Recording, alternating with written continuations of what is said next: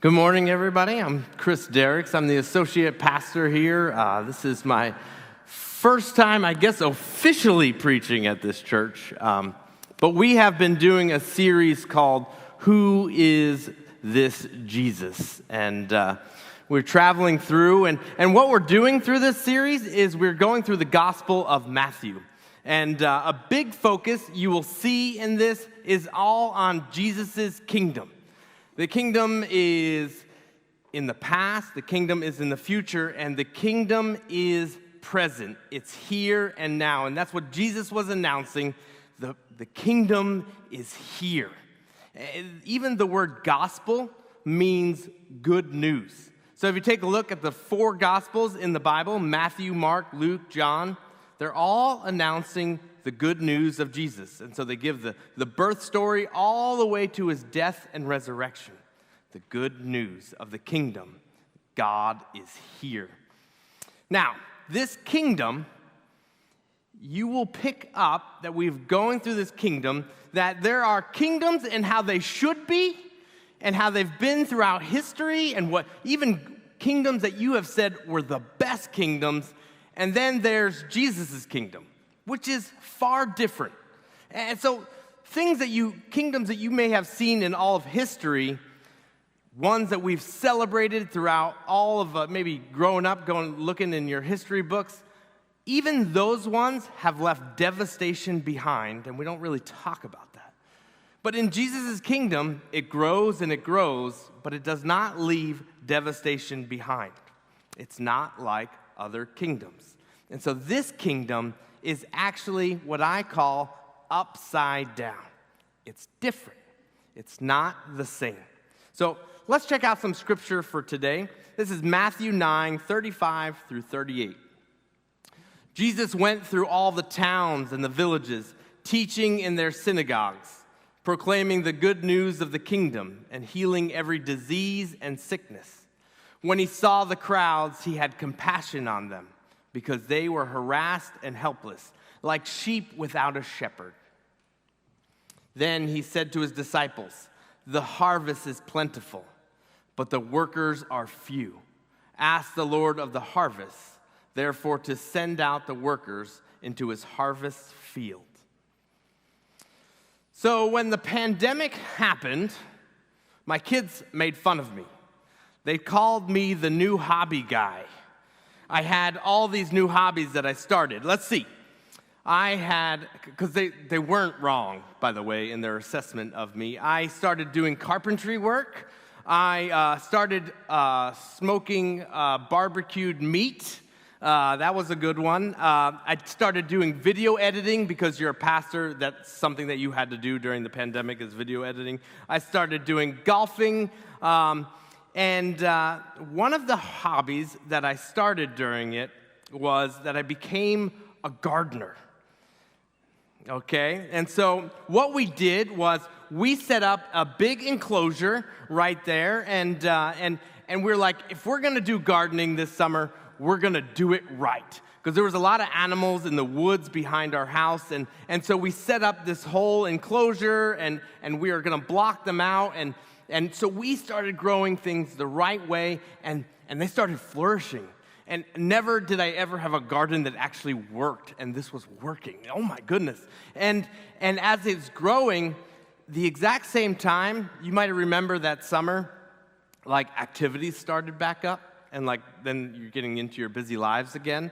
And what happened was we kept forgetting about the fruits and the vegetables that were growing, and so we'd be excited about it, but then we're like, oh, we forgot to pick them.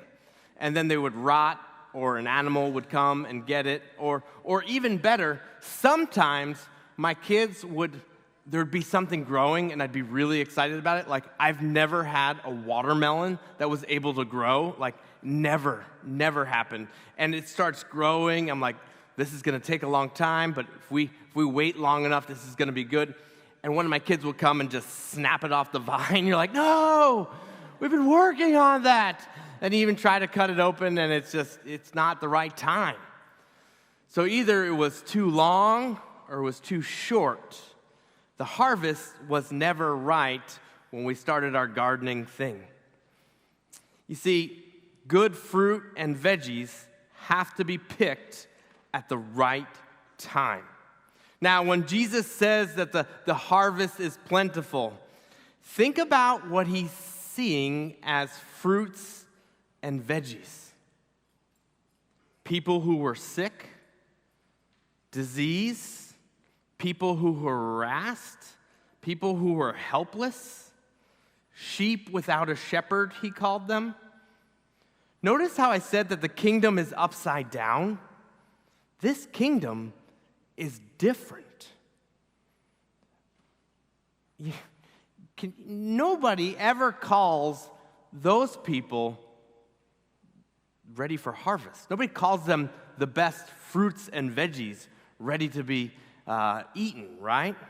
It's the opposite of what. But what he's saying is that it's the perfect time for them to hear the good news, the gospel. There's so much hurt and pain, and it's a perfect time to reach out to these people who have been harassed, to raise up people, and all of it. It's the perfect time to lead the lost sheep. So look at what he does next. This is the awesome part. This is Matthew 10, verse 1. Jesus called his 12 disciples to him and gave them authority to drive out impure spirits and to heal every disease and sickness. Jesus takes his disciples and gives them the authority to do what he is doing, healing and telling people of this upside-down kingdom. Now, growing up, who here was a flashlight holder? I was a flashlight holder, okay? When your dad says, come, let's fix this, he says, okay, hold the flashlight, okay? That was my job. I held the flashlight. Now,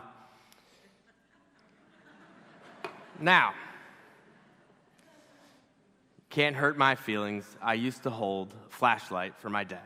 Anyway, so now, another thing. Who here has ever taught someone how to use a computer? Right? See, you want in the worst way to say, move over, let me do it. It's just so much easier if I do that. But you're trying to teach them, right? You don't want to move them over because there's actually psychology to it. If they use the muscles to do that or click that, and they'll actually remember it. If we just do it for them, they're not going to remember it.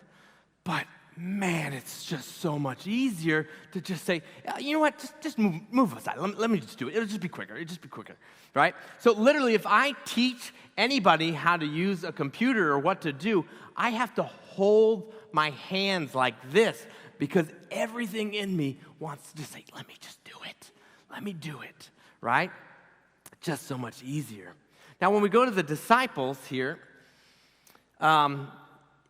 Jesus takes 12 and sends them out. They are fishermen, they are carpenters, they are tax collectors. They're guys who literally and figuratively, for the tax collectors, got their hands dirty. Tax collectors weren't known as being the best people, right? And they were not the best of the best. They were ordinary people. They were nothing extraordinary. They were nothing out of this world. And the greatest thing is, often when we read the Gospels, the disciples are kind of put out to look kind of stupid, kind of silly, make a lot of mistakes. And we kind of sit back and we read that and we're like, stupid disciples. Well, I hate to tell you this, but the writers of the Gospel had you and I in mind, that literally they were talking about all disciples, that will all mess up, that we're all ordinary and we're all broken and make mistakes. And so when you call a disciple silly or stupid, you're actually talking about us together. It's just who we are, right? We're disciples. We're ordinary people. So why in Jesus' kingdom does he give the disciples the power to heal, the power to teach people about the kingdom that's reigning, literally gave them power to drive out evil spirits, all of it. Why would he do that? In my family, we love fires, like real, like wood-burning fires, right? Outside, maybe a fire pit inside, and it is just great. The smell of a nice fire on a cold night, it's just amazing. Now, there's one part about having a fire that you need. You need wood, right? And I love to split wood, okay? There's just something about it. I feel more manly when I split wood, right? There's a completion. It's therapeutic, all right? Maybe not for everybody, but it's therapeutic for me, right? There's completion to it. You're chopping it. It's splitting. It's done, right? Maybe things in your life are not done. They're messy, but you chop a piece of wood. It's chopped. It's ready to go. It's done, right? You feel like you got an exercise. Now, in my house, my son watches me split wood, and he's like, that's cool. He's infatuated with it, right? He loves watching it. He loves watching me split wood, and he wants, in the worst way, to split wood too. Now, I've got a dilemma, because he's 7 years old, okay? Now, do I say, stay away from axes? They're dangerous. One day you'll be an adult. You can get your own axe. But for right now, keep your hands off my axe. Do I say that? Well, or do I teach him how to use an axe? Now, by the way, I do, but I have a kid one for him, not this one. So don't make phone calls. But why do I do that? Why do I do it? Well, one, I know kids, and more specifically, I know my son. And I know he's impulsive, and I know that when I'm not looking, he's gonna grab the axe and try to split wood. And I know this because I find my axe in the woods behind the shed all the time, and that he does it. Now, why? So I teach him the right way of how to use it, how to hold it, how to not chop your fingers or your toes off, right? Where to stand, how to keep others safe around you, how to do safety in all the different ways. The other thing I do is I create rules and boundaries. There's consequences if you do this and I'm not around, or consequences if you're not doing it in the right way and you make it a dangerous situation, right? Now, why do I do it? Why do I teach him how to use that, even though he's young? Because one day, I won't be around. And who will teach them? Who's going to teach him? Am I going to just hope that he learns the right way, how to do it, how to be safe, right? Or will I have lost a chance to teach him a valuable lesson? Or will it be too late? Jesus sends out the disciples, and he gives them power and tools. Not power tools. Power and tools. He gives them authority to actually heal people. Like, that's a big power, right? They could have just left, right? And they could have just started healing people and got money for it, charged people for it. No. He gave them direction. He gave them authority, and he gave them tools, right? Because one day, Jesus wasn't going to be there to do that on his own. Now, you may ask this question. Why didn't he just heal everybody? He's God. Jesus is God in the flesh. Why didn't he just heal everybody and just say, everybody's healed, you're done, don't need the disciples, you're healed, right? Could he do that? The answer is yes, he absolutely can do it. He's God, he's in the flesh, right? But remember, I said this is an upside-down kingdom. In other kingdoms, the king is powerful, the king does everything, the king rules over all. But this is an upside-down kingdom. This is not a normal kingdom. He doesn't need the disciples to go do the work, but he chooses to use the disciples. He doesn't need them. He doesn't need them. He could do it on his own. But for some reason, he uses them because it changes the disciples' lives. I'll be honest with you. I don't need my son to help me chop wood. I get it done so much faster on my own, right? It takes so much longer, right? We have to take tons of time. But I do it because it changes him. And one day he's not someone who just gets served in the house, but he's someone that serves the house, right? In the teaching, in the doing, it transforms my son. Jesus invited the disciples to do the same thing, to heal the sick, to fix the broken, to care for others. And while they were doing that, they were being transformed. They were being changed. Anyone ever go on a mission trip? Mission trips are awesome. We just had a bunch of kids that came back, and the adults came back just as excited, if not more excited than the kids, saying, I want to do this again. That was life-changing. That was awesome. I have been in my life on around 40 mission trips. And I will tell you, I can remember the people I served. I can remember the things I did. I can remember the places I went. I can tell you how all of it changed my life, because it absolutely did change my life. But I will ask this question. Was I needed on those trips?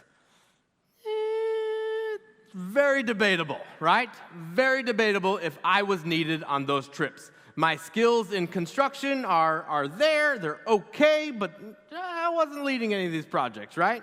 I'm often the goofy guy that was there, right? Was I needed? Probably not. And I will tell you this. I got more from those trips in serving than I ever gave. I was transformed. I was changed. But how much I gave, like I said, very debatable, right? We often think, when I do something good for other people, they needed me. I feel really good. They needed me to do that. I am so important. The reality is God doesn't actually need us. God's so powerful. He's so loving. He could do all of it. But the reality is, he chooses us to be part of the story. So many times in mission and all these things, we could actually probably do more by just giving money towards the cause, because there's plenty of people that would do those things. But we do it because it changes us, and we form relationships with people, which also change them and us, right? And being part of all of that changes your story, it changes their story, and it blends you into part of God's story. It's amazing how all of that happens. You want to know something cool I heard recently? I'd like you to check this out. This is Andy Stanley. And it says this: your greatest contribution to the kingdom of God may not be something you do, but someone you raise. Think about that. Not something you do, but someone you raise. I remember something powerful that I heard from a middle schooler when I was here 17 years ago. She probably doesn't even remember that she said this, but for some reason it lodged in my brain. I never forgot it, and this is what happened. She said that she went downstairs one morning, and what she saw was her mom reading her Bible. She said it was odd. I didn't know what to do with that, But I thought it really must have been important to her because she was reading it on her own in the morning just for pleasure. And, that's an awesome statement. And it's a very big statement for a middle schooler, by the way, that she literally saw that there was something important in what her mom was doing in reading the Bible on her own in the morning. Her mom never said, you should follow Jesus, you have to do devotions like I do. She didn't do any of that. What she did was she just did that on her own. And her daughter saw it and said, wow, it must be really important to my mom. And it's challenging, right? It's even challenging to me as an adult, as a parent. Like, I hope my kids say that one day, but I don't know if they will, right? It's big. It's really big. The greatest mission field could be your grandchild. It could be your child. It doesn't have to be going on mission trips or doing something extraordinary and huge or creating anything. It could just be in your own house. That's it. Or someone at the dog park or someone that you connect to at the grocery store. We are invited to be doers of God's kingdom. So, this brings me back to the axe, okay? Is this a powerful tool? That's extremely debatable, right? Because, to be honest, doesn't do much. Laying there on its own, it's not very powerful. It just doesn't do anything on its own, right? Otherwise, it just lays there. It's useless, right? You need someone to swing that axe. You do, right? In coming to this church, I've been talking to people. I've been excited. I go to the dog park with my dog. I go to different places, and I talk about moving here. I talk about this church, and I'm super excited about it. And I tell them about there's like something amazing going on at this church, and it's growing. And they go, you must have done something amazing there. And I'm like, no. I just got here. Like, I'm really uncomfortable with that. Like, I literally, every single person, like, you did something amazing. Like, someone wants to always give off, like, you did something. And I'm like, no, uncomfortable with that. I did nothing. I literally have been here and unpacked boxes. That's about it. And I thought about it. And I'm uncomfortable with saying it's me, but I'm uncomfortable saying it's any human person growing a church or doing amazing things. And because, to be honest, it's God. God is the one who is the doer of all things. We are just tools. So if you take a look at the axe, right? The axe needs someone to swing. And the one swinging the axe is God. God is the power behind all things. God is the one who does all of it. And we are just tools. So we're like the axe, and God is the one with all of the power doing everything. When I was in seminary, someone told me that if God is doing something somewhere, don't try to start your own new thing. Join it. Join it. And that's what I see in this church. If God is doing something amazing, just join up with it because there's something going on there. And I love that. We need to make no mistake about it. The real one with all of the power swinging the tool is God. He is the one in all of it. And Jesus says these words in Matthew 10, 7 through 8. As you go, proclaim this message. The kingdom of heaven has come near. Heal the sick, raise the dead, cleanse those who have leprosy, drive out the demons. Freely you have received, freely give. There is So much brokenness all around us. If you open your eyes just a little bit, you will see it. There's even brokenness in here. There's brokenness outside of here. It's everywhere. And the real crisis is going on. And what people really need right now is the kingdom that's reigning.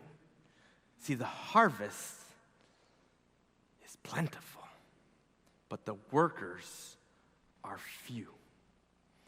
So in this backwards and upside down kingdom, the king gives and he gives and he gives and he gives.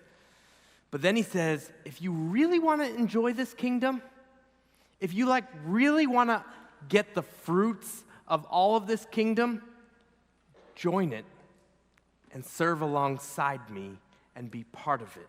Join the story, because the real transformation is not just going along with the ride, it's actually in doing the work alongside. Because the ones that were truly transformed were the disciples, not just the ones who sat back and watched. It was the disciples doing the work who were the most transformed. By the way, they went from there after that and opened up healthcare. They opened up all sorts of things. It was the first Christians who were known as the changers of the world outside of that. They were the doers. But make no mistake about it, it was God swinging the axe, not the disciples. So I call you into a transformation through being doers of the kingdom.